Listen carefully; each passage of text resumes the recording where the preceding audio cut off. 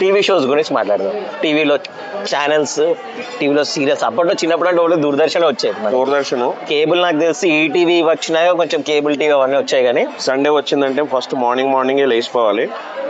రామాయణం, మహాభారతం, ఆ రెండే మూవీలు. రామాయణ, మహాభారతం, మళ్ళీ జంగిల్ బుక్. మేము చంద్రకాంత్ చూసేవాళ్ళం బాగా. మనకు అప్పుడు హిందీ అంత తెలిసేది కాదు కాబట్టి అప్పుడు ఆడుకోవడానికి బయటకు వెళ్ళిపోవాలి. హిందీ సీరియల్స్ గురించి వచ్చినప్పుడు మేము హైదరాబాద్, తెలంగాణలో పెరిగినందుకు హిందీ బాగా. కరెక్ట్ గా రామాయణం, మహాభారతం వచ్చే టైంకి ఎవ్రీ సండే ఇంట్లో మంచిగా పెసరెట్టు.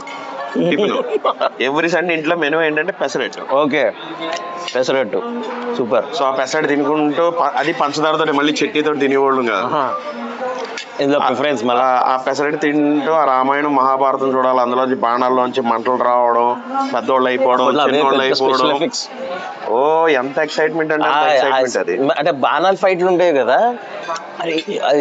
అరే ఈ బాణం ఇప్పుడు ఏది అది షేప్లు మారిపోయాయి. ఒకటి వర్షం వచ్చేది, అగ్ని వచ్చేది, అట్లా సరదాగా ఉండేది బాగా. ఈ రోజు ఒక సినిమాది చూసామంటే అలాంటిది నెక్స్ట్ డే వెంటనే బయటకు వెళ్ళిపోయి గబగబా ఈయన పూలతో బాణాలు కట్టేసుకొని అవునవును వేసేసుకొని ఆడేస్తూ ఉండాలి. తెలంగాణ, హైదరాబాద్ లో పుట్టి పెరిగిన చాలా మంది హిందీ కూడా చూసేవారు అనమాట. సో మాకు ఈ చంద్రకాంత్ ఒకటి, మళ్ళీ తెహకీకాత్ అని ఒక సీరియల్ వచ్చేది. తెహకీకాత్ అని, అందులో డిటెక్టివ్ వాళ్ళు అనమాట. తర్వాత శక్తిమాన్. నేను శక్తిమాన్ అంత ఫాలో అవ్వలేదు కానీ, ఎందుకంటే అప్పటికి నేను వేరే ఇంట్రెస్ట్లోకి వెళ్ళిపోయాను అనమాట. ఇక తర్వాత నాకు తెలుగులోని టెలిస్కోప్ అని ఒకటి ఇచ్చేవాడు. టెలిస్కోప్ పిల్లలకి మ్యాథ్స్ గురించి స్టోరీస్.